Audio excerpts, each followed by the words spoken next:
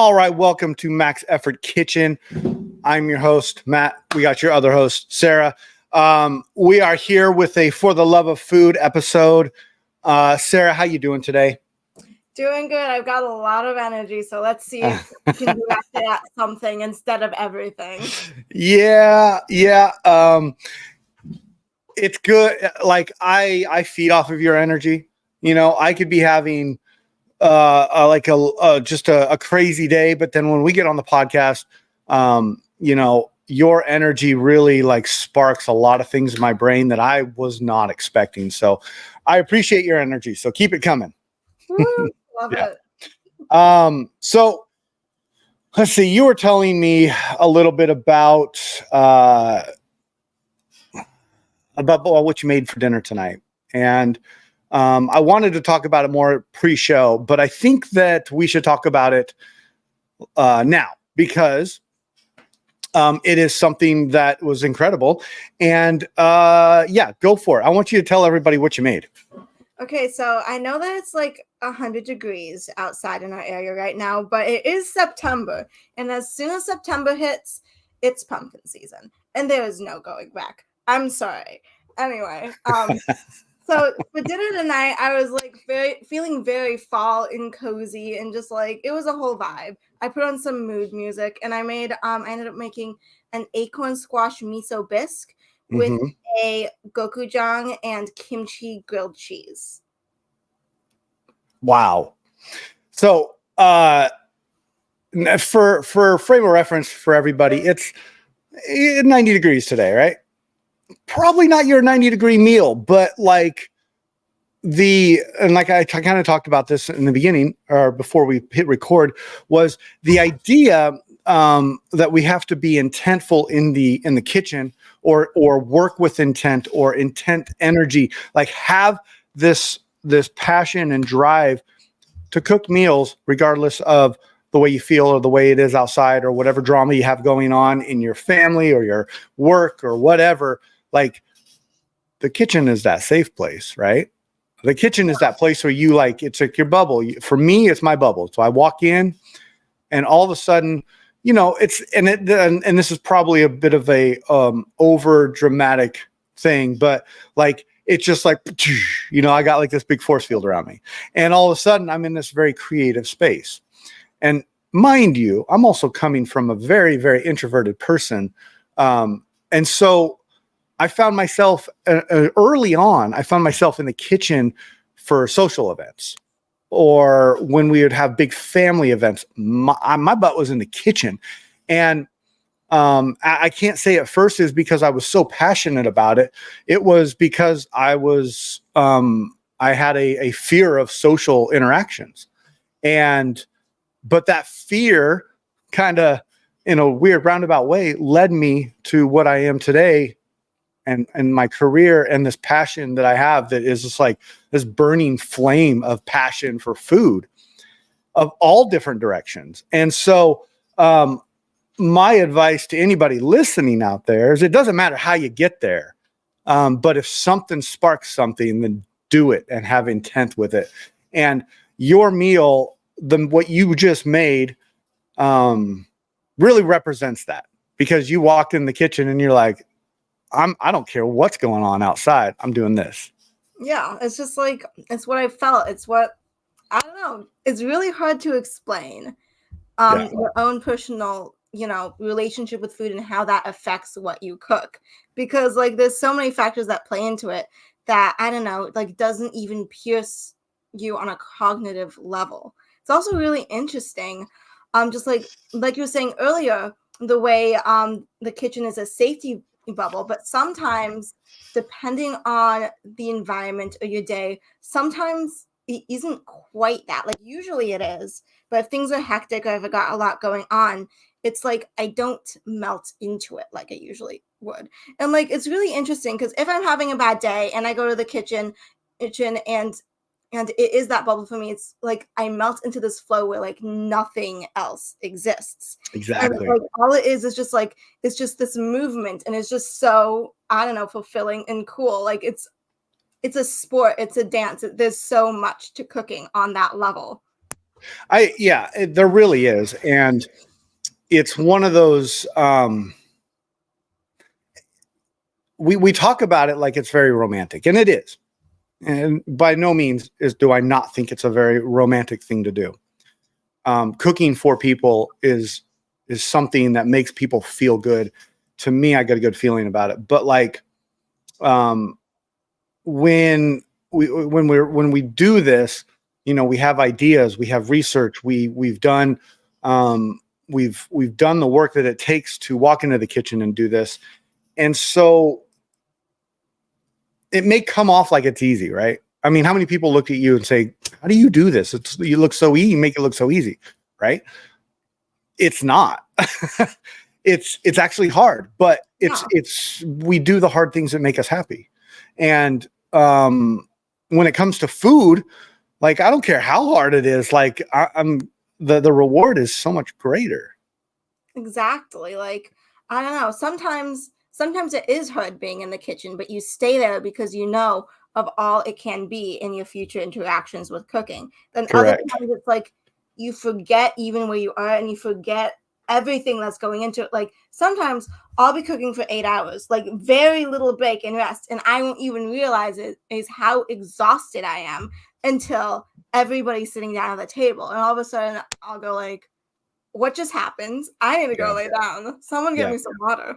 Yeah, that can definitely happen.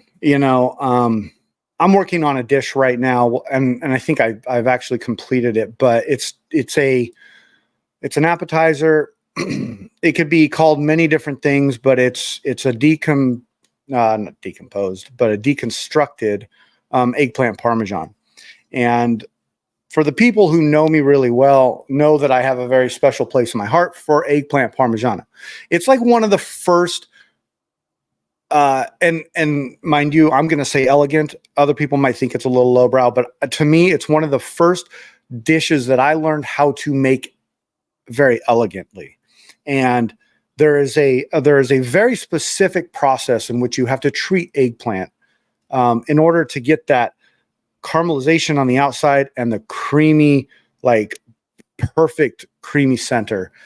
And like, it's magic when it happens. And what I'm working on right now is it's probably about a four to 5 bite appetizer, or you could share it with one person, but it's slow roasted discs of eggplant. In between each is like mozzarella, a nice marinara sauce, a little bit of basil. You stack another one on top, and you kind of just keep layering it.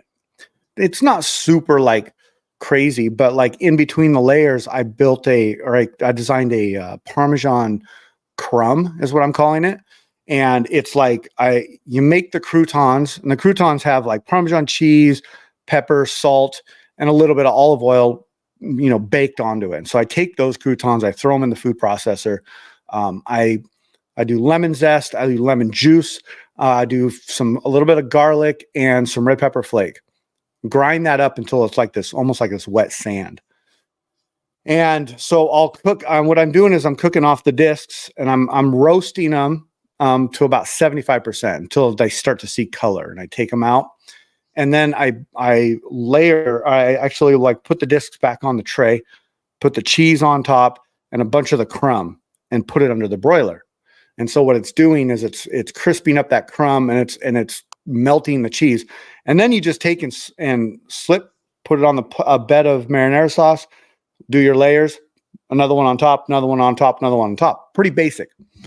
But the flavors you get out of it are just incredible. And then with that basil, that hand-torn basil on top, I was very, very, very, very happy today because I finally got it approved.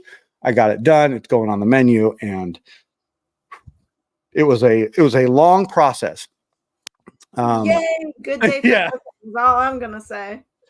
Yeah, it was definitely cool. I'll send you some pictures of it. I took some today. So, but enough about that. That is a part of my life that I can like just put the notch on the cutting board and be like, okay, next one.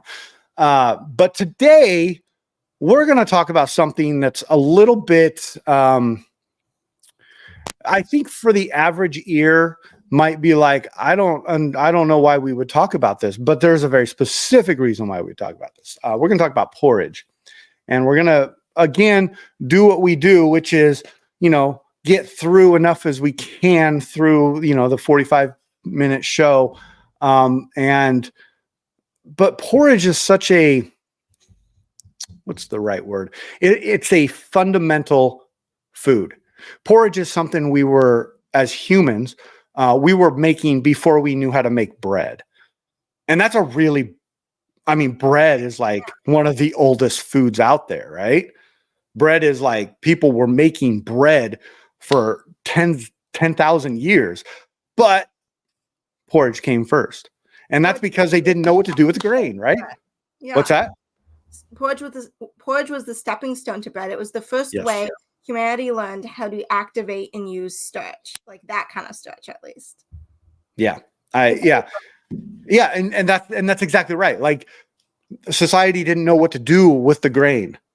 They didn't know how to make bread. And so they just boiled it with some water and called it gruel, or what was, there's tons of names for it. Let's just put it that way. But like hasty pudding, where did that one come from? Right. I don't even know. How do you look at porridge and be like, oh, that's some hasty pudding? Like, to me, I don't know. I love the names. There's tons of them. But it is, I would have to say, one of the earliest stages of human cooking. It's a fundamental, and that's why we're talking about it, is because we should know these things and we should understand them. And what they do is they help us cook with integrity.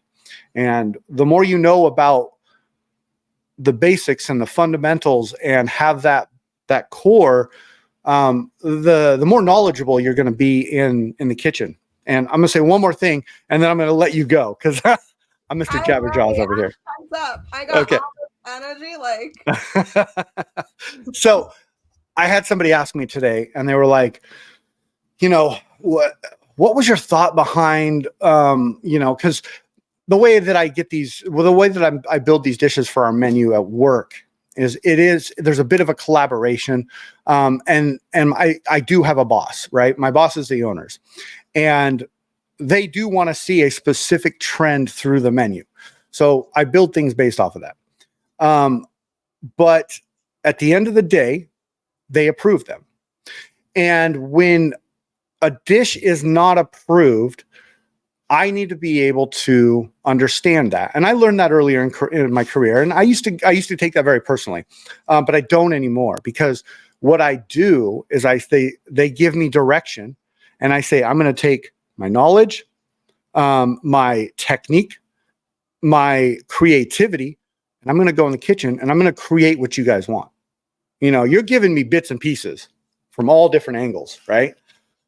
So when we're talking about fundamentals, when we're talking about these basic stages of cooking, of human cooking, this is the kind of knowledge that I pull from, and that I can walk into a kitchen.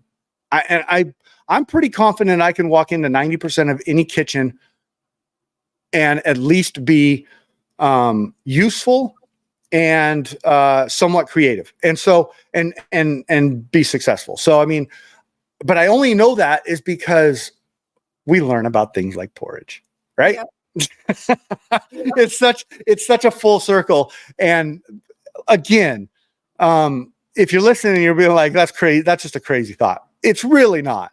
Think about any profession out there. So anyways, Sarah, you have done a ton of research and I love getting your texts and all the exciting things you're doing with porridge. So I want you to take it and run with it now. Okay. So the thing that I find really fascinating about porridge is that porridge, like, it is a part of all of us, everyone, all of humanity. It is not one society or one cuisine. It is everything. And that's like, porridge has like a key memory in basically everyone's lives. It's a human shared experience. And it's very, very rare that we have something like that. And I didn't really even think about it that much until I was flipping through a cookbook and I found this Colombian porridge. And I've Okay. probably talked about it before because I was so drawn to this recipe and I didn't Mhm. quite connect the dots until I started like researching all of this stuff. But it's a Colombian porridge made the in the coastal regions of Colombia where there's a lot of banana plantations. And Mhm. it came about because farmers needed a quick and easy breakfast utilizing the resources they had, so they would use underripe, very green bananas, and they'd poach it with some salt and garlic, and then boil it or mash it to get blend it or mash it together with like cojita cheese, queso fresco, lime juice, some more salt, and then like top it with like fried eggs or veggies or other sorts of stuff. And whenever most people, when at least like in a lot of the Western world, when they think of porridge, they think of oats. So I was just so fascinating that a fruit and a green fruit could be used, like a premature fruit could be used to make a porridge, which is also kind of what sparked the podcast a while back when we were looking at the ripening stages of fruit and how to utilize them. This is a recipe Mhm. that got me interested because I'm so like underripe fruit. Yeah, exactly. I So love it. I was just like thinking about it, and the more I thought about it, I was just like thinking about like Chinese congee and like all these different porridges that aren't made out of oats. So I decided to research, okay, so what is the definition of porridge? Right. And usually when people think of porridge, they think of it being made with some cereal grain, but that's Mhm. not the case. It is more a cooking style than a dish, but it's actually very debatable. It's like what porridge is almost a gray zone. We haven't completely agreed on and defined the definition of porridge. So I kind of take it as personally, I take it as like a cooking style because you're cooking any sort of starch to a certain point of its breakdown to where it has created this like creamy text smooth texture.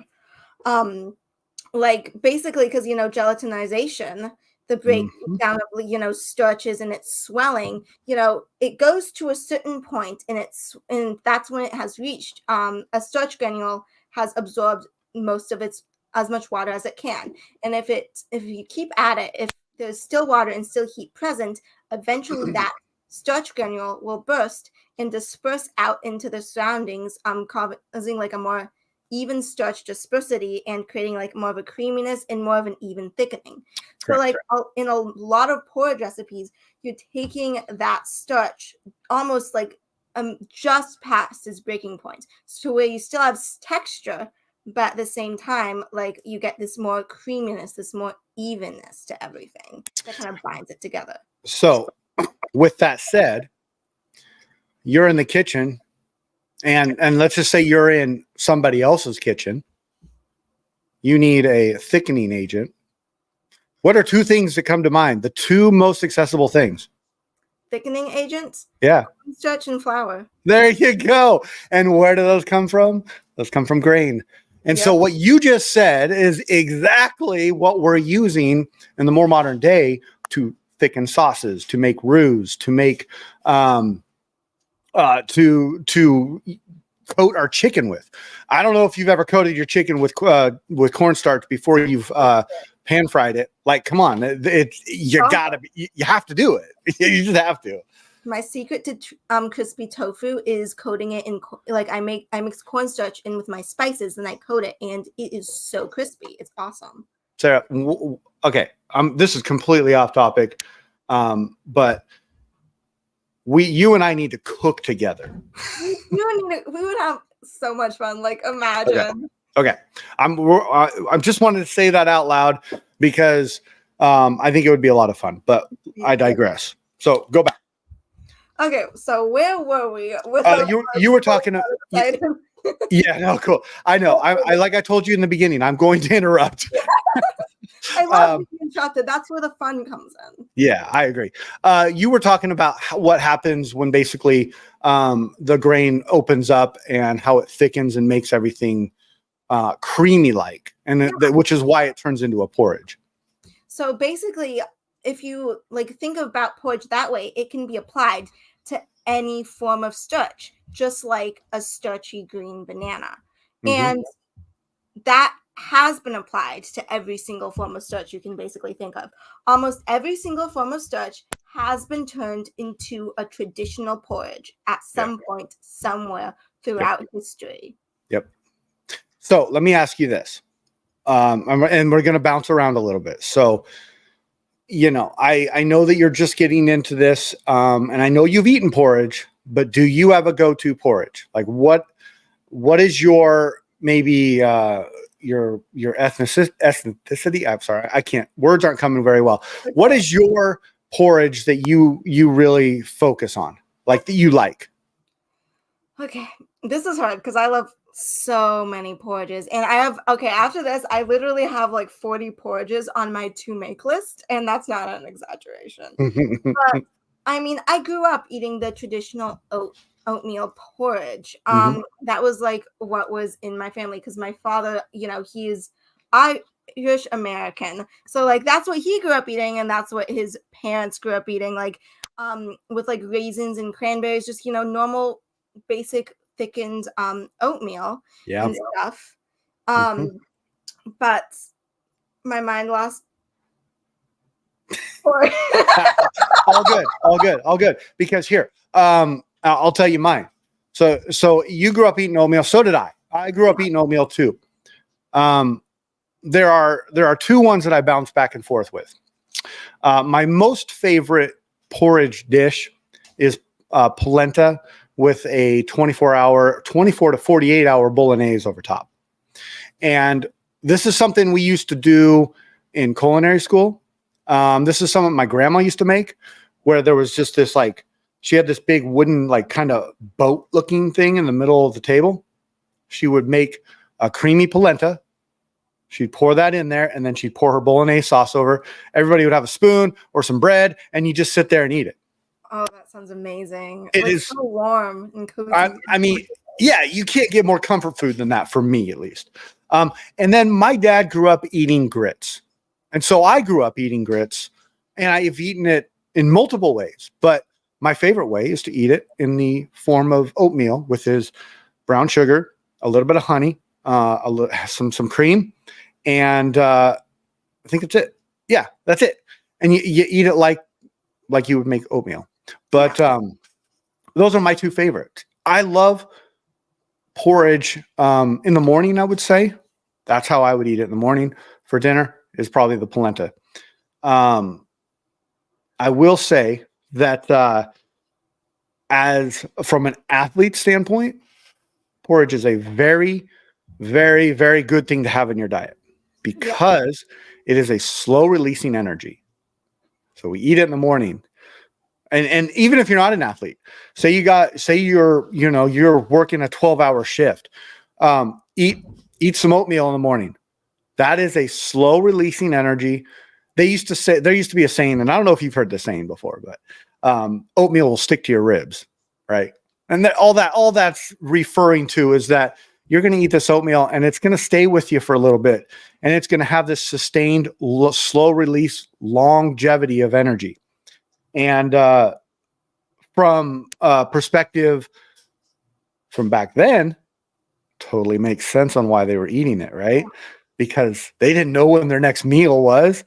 It's not like they could go to a grocery store, or maybe they could, but they maybe weren't as accessible. So it's like there's a fundamental of life with porridge, which is that it can sustain some energy over a course of a time. So I guess when we go into the apocalypse, like that, we'll have something, right? Yeah, that's the one thing everyone needs to take away from this. Porridge equals zombie fuel. Okay, there it is. If you learned anything from this episode, eat porridge when the zombies come. That needs to be our episode title. We need to I should make a little short of that. That's perfect. That's perfect. All right. So what other fun facts did you find out about porridge? Oh, do I have 10 pages of fun facts? People, and mind you, she does have 10 pages of. I do have 10 yeah. Yeah. I'm not crazy. Everybody else is just too normal. Yeah, exactly. That's what I keep telling people around me. I'm Exactly. not I'm the normal one. You guys are the weird ones. Exactly. Okay, back to the history. So you were talking about how porridge is one of the oldest forms of cooking for humanity, which is Mhm. like completely accurate. Like I have like all these notes written down about that because porridge first came about in the Paleolithic era, which is when humanity was first, developing. And we were all in one location in Africa before we diffused throughout the globe. So it makes perfect sense that every single culture has their own ethnic porridge and multiple variations of it with multiple different ingredients dating back forever. Like nobody even knows how they originated or has any idea where they came from because the knowledge of how to make porridge has been with us since the very beginning. Yeah. Yeah. And that's a really good point. And it goes to exactly what I was talking about in the beginning. It's a fundamental. We knew how to make that. We were making porridge before bread. And I think that's something to really focus on. Like, Yeah. because bread, I mean, bread is known as one of the oldest foods out there. One of those ones, you'd make they'd make maybe a loaf of bread and pack it in a pack. And I mean, we've all seen Lord of the Rings. Yeah. Like that stuff that they're eating out of the what looks like a banana leaf. That's basically bread, right? Porridge was actually the first breads were made out of porridge because before There you we go. had the ability to process grain into powders. Because when you think about, flour doesn't need heat to absorb liquid. It just Yeah. is small enough particle that there's like it very easily absorbs that liquid so it can go into the oven pre-activated to bake.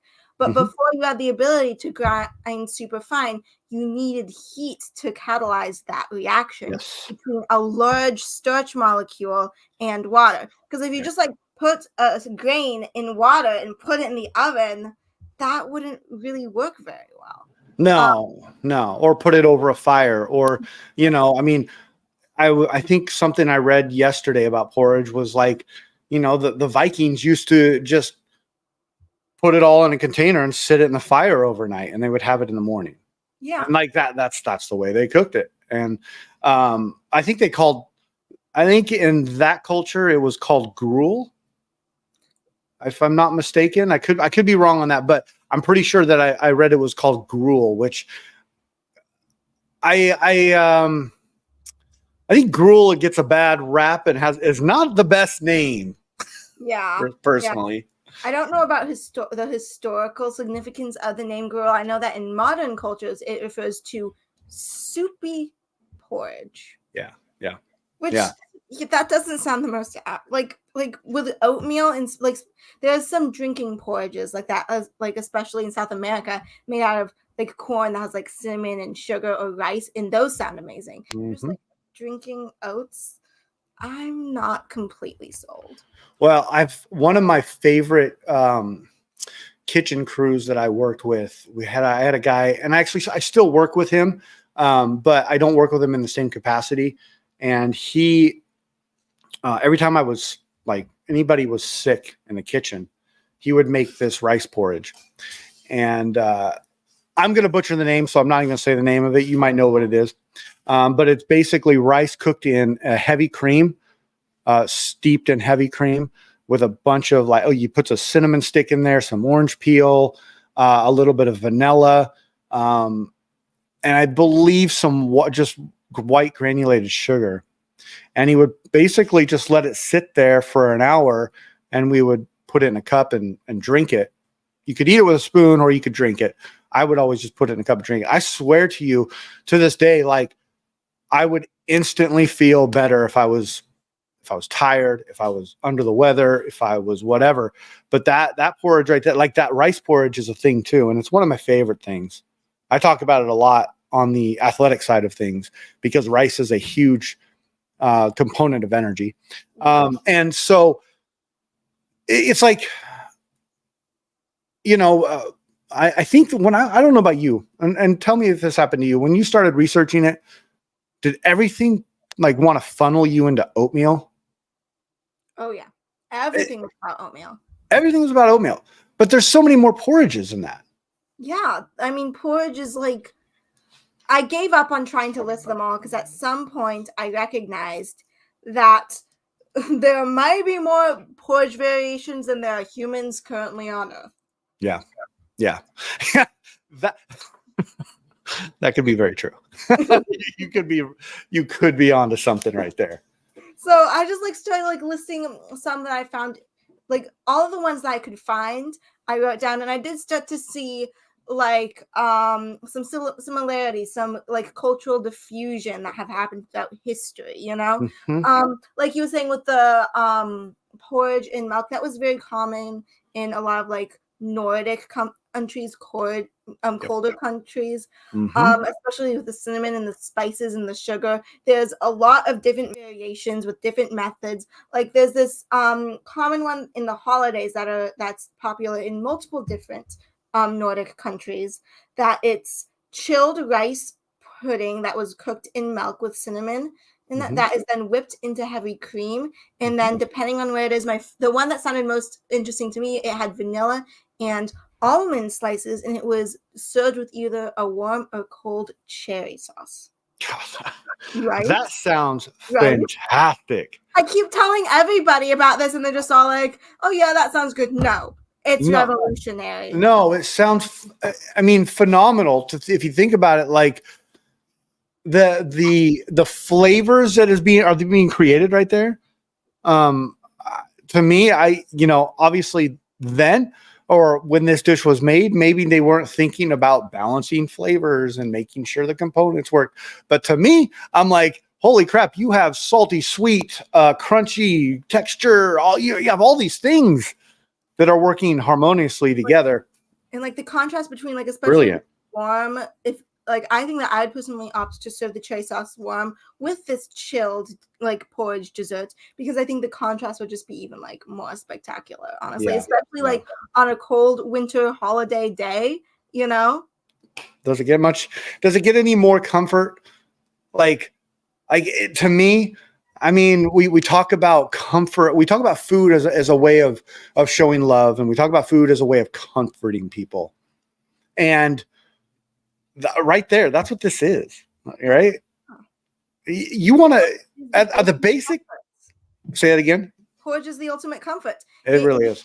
Like whenever I think of porridge, I think of a warm hug. It's just like a blanket, except it's food. It's offered to the sick. It's offered to children. It's like it is in our blood, all of humanity's blood. And that is what fascinates me about porridge. It is like in all of us. And every culture has its own version. And so there's something to be said about that, because when, we definitely have cultural foods that aren't made in every culture. But when you see these type of things that go through all different cultures and they all have their own versions of it, that says something about the core and the fundamental of what this is. Yeah.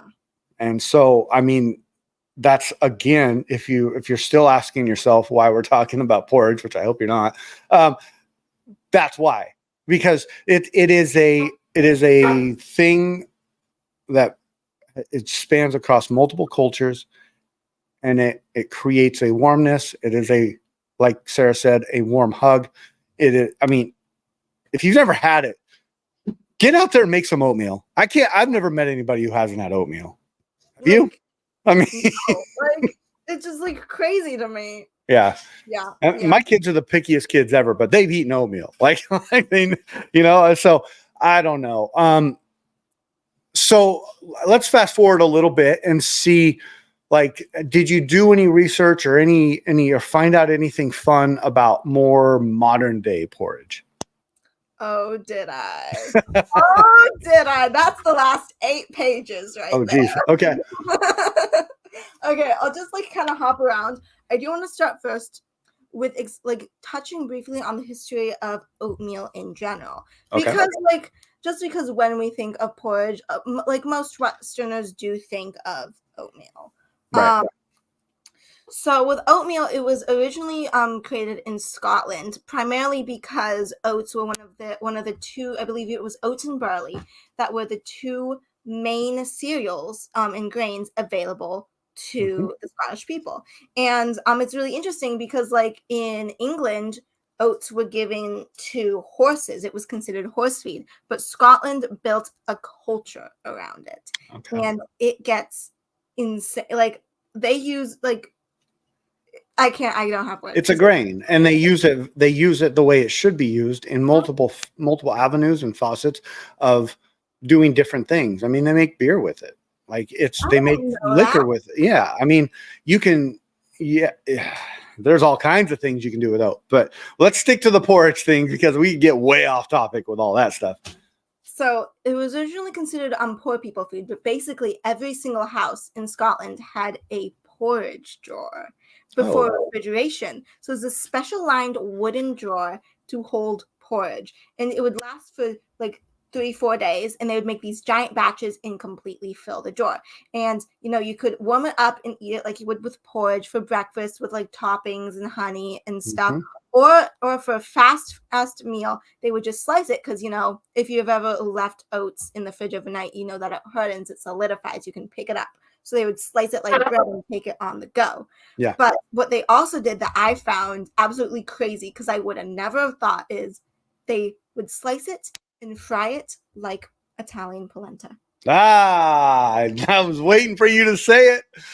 When I brought up polenta, I was telepathically saying like that because one of my favorite things to do, and again, early stages of culinary career was to make a cheesy polenta, and I would put like multiple cheeses in it, and I'd put it in one of those aluminum pie dishes, put it in the fridge overnight, take it out, cut it up into these kind of like fry-like looking large looking triangles, coat it in flour, and then I would pan fry it, and it is so good. It's like the best. Like I could replace fries with that. Like it's just so good. Yeah. Yeah. I actually didn't know. Okay, don't hate me, but I might not have known what polenta was before this episode. That's all right. I get it. Listen, polenta is used in it's used in a lot of different cultures, but it's also there. It seems to be used in the I don't want to say high society, but more the bigger restaurants, the more culinary driven restaurants, and they're not just making polenta. What they're doing is and you'll see this, like they take polenta and they make it 5 different ways, and they transform it. And to me, it's one of my fundamental things that I have. It's always going to be a core. It's always going to be like, if I need a side dish, what can I do with polenta? I have it in my cabinet right now. I always have it. It's just something. It's a staple for me. I can always impress people with something with polenta. Yeah. But I just like that was the whole oatmeal polenta frying thing. Mm-hmm. Just blew me away. I was all like, I need to experiment now. Yeah. Okay, I'm just gonna take a month off of everything, and I'm gonna like go find a cutesy rustic cabin, but at the same time has a giant kitchen, and you're not gonna see me. I mean, I don't know. I'm gonna get out a loan from the bank, to fund this. Yeah, living the dream. On my research, just hit me up. Yeah, yeah. No, I mean, honestly, like it's crazy because I've thought about this. If I were to ever start a restaurant, which I probably won't, and then that's just because I've gone in and out of that stage in my life. But if I were to ever start a restaurant, I would go and I'd take 3 months and I'd go find an Airbnb somewhere deep in the woods. I would gather every piece of literature I could find on food. I would do a bunch of reading. I would pack a cars full of food, and obviously this is in a world that I don't have, kids and family, but like, I would sit in that cabin and I would cook my ass off, and I would do it in a way that was very intentional. And then I'd come out of that and I'd be like, okay, this is what this restaurant is going to be. Because I think what that does is that isolates you into a form to where you have complete focus. Yeah. No distractions, no outside forces, nobody telling you what you should do, no influences that you see or read. It's more about what means, what really hits you in the heart. And I think those are the successful restaurants, are the ones that aren't following the massive trends, but they're the ones making good food for people to eat, and it's approachable. And we talk about Michelin stars, right? Well, you can get a Michelin star and then that restaurant's gone in a year, right? So like, to me, that doesn't resonate. Like, I want the mom and pop that's been around for 30 years. That to me says you're doing something right. You're making good food that people can eat and want to eat over and over and over and over for 30 years. So it's like that. To me, that's what makes sense. I feel like the goal with food is to become a core memory in someone's life. Like, imagine that. Mm-hmm. I like that. Like, to touch somebody's memories like that. Yeah. Would be insane. And just to bring it full circle on that, what you just said, how many people, ask your grandparents, ask your parents, ask any of the older generation, like, what porridge meant to them. It's probably going to bring up a long-lasting memory of something they remember that was comforting in their years of growing up, in their childhood, in their young adulthood. And that, to me, again, something people want to eat over and over and over and over and over, and it brings good memories. Again, why we're talking about it. Exactly. Yeah. Sarah, we are at 42 minutes. No. So I think what we should do is we should do a part 2. Please, because I haven't even touched on African porridge yet. And when I tell you African porridge is going to change your life. Yes. Let's do a part 2. We'll do a part 2. We should record probably a little bit sooner, just so we don't lose our steam on this. If let me look at my calendar. If I can put one in this Saturday, I don't know if you're available or not, or Sunday, or whatever your next day off is. Sweet. Okay. We'll make it work. We'll make it work. Till midnight. I gotta talk about porridge, man. Yeah, and really, like, we could do a late night one too. So we're recording. This one's live, but like, it'll always be there. So I'm down with that. I think we need to do a part 2 because, again, I'm noticing that what we're doing is the 42 minutes is not long enough to dive into something. Yeah. They should be really like 2 hours long. Wait till I start talking about curry, man. Oh boy, curry. I love curry. So I'm actually excited about that. So, Sarah, great show. There will be a part 2. It's coming next. So keep your eyes out for that. If you enjoyed this, please let us know. If you want something to incorporate it in that part 2, please reach out and let us know. But part 2 is going to be driven by Miss Sarah's research here, because I want her to get into African, and I'm really, really, I would say that's probably the one that I am least knowledgeable, and I want to learn about it myself. So widespread. I barely have a grasp on it, but just what I've learned, it's just so exciting. Yeah, I agree. I love when I learn new things. I'm still learning every day. So, and that's what's a beautiful thing about this this journey of food, is you constantly learn. You're never gonna know it all. So exactly, it's scary, but in the best sort of way, because we're always gonna have a purpose, aren't we? Yeah. And food is constantly changing and evolving. It really is. And so that just leads to more and more and more and more and more ideas and thoughts and creativity and passion and love and all that stuff. So everybody out there, please keep cooking. Keep doing your thing. And keep experimenting. Yes. Good, bad, ugly, it doesn't matter. If it warms your soul, if it makes you happy doing it, if it makes somebody else happy, keep doing it, because it's worth it. All right. Well, I hope you have a great night, Sarah. Thank you again for being on, and we'll getting part 2 going here soon. All right. Adios, everybody. Bye-bye.